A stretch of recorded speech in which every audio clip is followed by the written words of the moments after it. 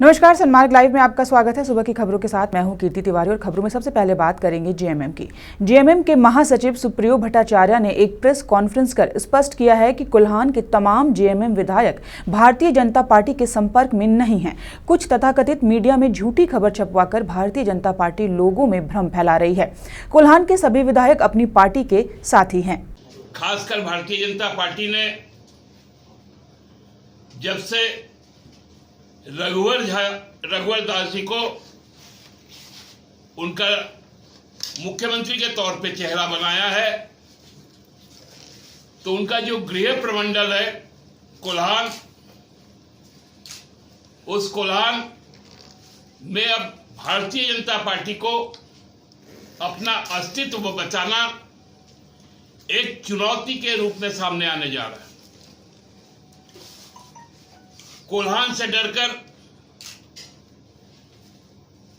मुख्यमंत्री जी अब संथाल की ओर जा रहे हैं। उनको अपने घर पर अब वो ना तो समर्थन मिल रहा है, ना आशीर्वाद मिल रहा है, लोगों का फटकार मिल रहा है, दुत्कार मिल रहा है। और आने वाला चुनाव चाहे वो संथाल परगना से शुरू करे, कोल्हान हो या पलामू हो, कोयलांचल हो, दक्षिणी छोटानागपुर हो, हमको लगता है जो इन लोगों का नारा है, जिस नारा से ये सरकार पुनः बनाने की बात कर रहे हैं, वो मुंगेरी लाल के हसीन सपने जैसा होने वाला है। भारतीय जनता पार्टी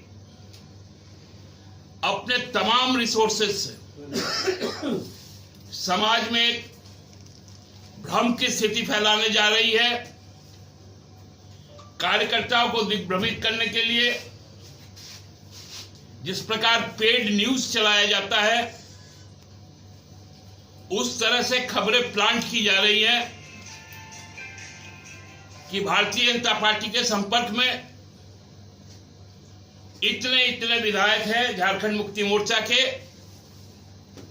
उनको खुद नहीं मालूम कि उनके जितने भी मूलवासी आदिवासी जनप्रतिनिधि हैं, पिछले 5 साल में जन आकांक्षा के विरुद्ध उन्होंने जो निर्णय लिए, चाहे जमीन के सवाल पर, चाहे स्थानीयता के सवाल पर, चाहे नियोजन के सवाल पर, उन सवालों से जब जनप्रतिनिधि अपने क्षेत्र में जा रहे हैं तो लोग पूछ रहे हैं, वो तमाम जो मूलवासी और आदिवासी जो विधायकगण हैं, आज सभी लोग हम लोगों के संपर्क में,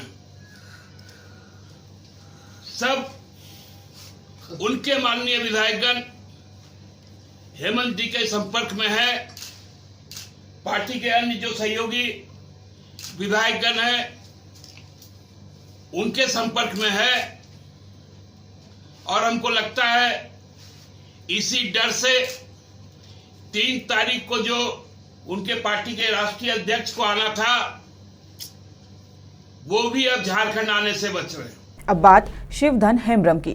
झारखंड मुक्ति मोर्चा के कट्टर समर्थक एवं महेशपुर विधानसभा क्षेत्र में एक अलग पहचान रखने वाले शिवधन हेम्ब्रम ने झारखंड विकास मोर्चा का दामन थाम लिया है। झाविमो के केंद्रीय उपाध्यक्ष विनोद शर्मा ने उन्हें माला पहनाकर पार्टी की सदस्यता दिलाई।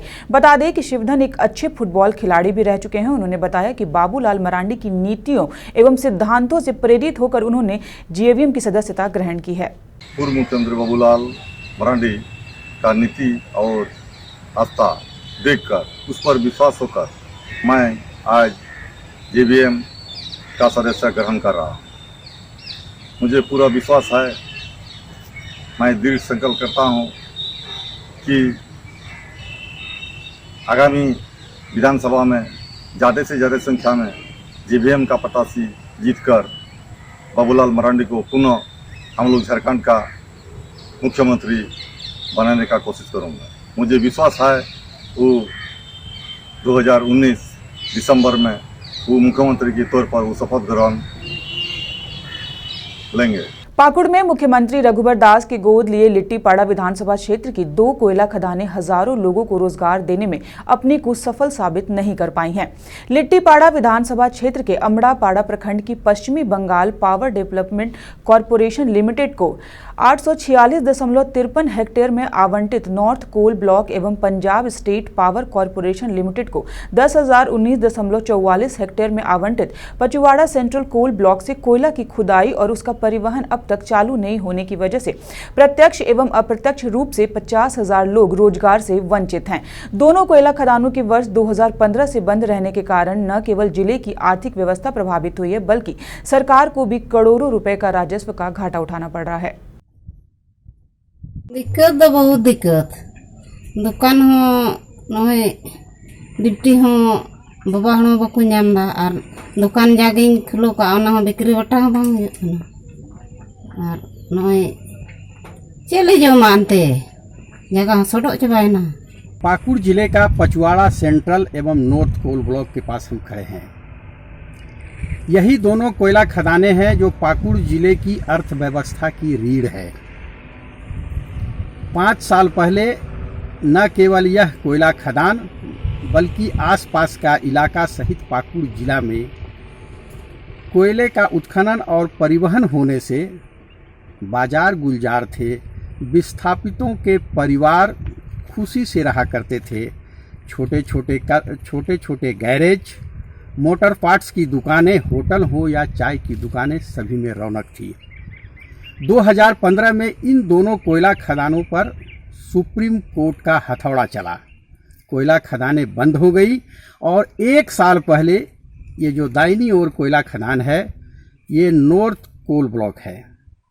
इस कोयला खदान को Paschim Bangal power development corporation limited को लीज मिला है। यहाँ से कोयला उत्खनन होकर पंजाब इलेक्ट्रिसिटी बोर्ड को जाएगा जहाँ बिजली उत्पादन होगा।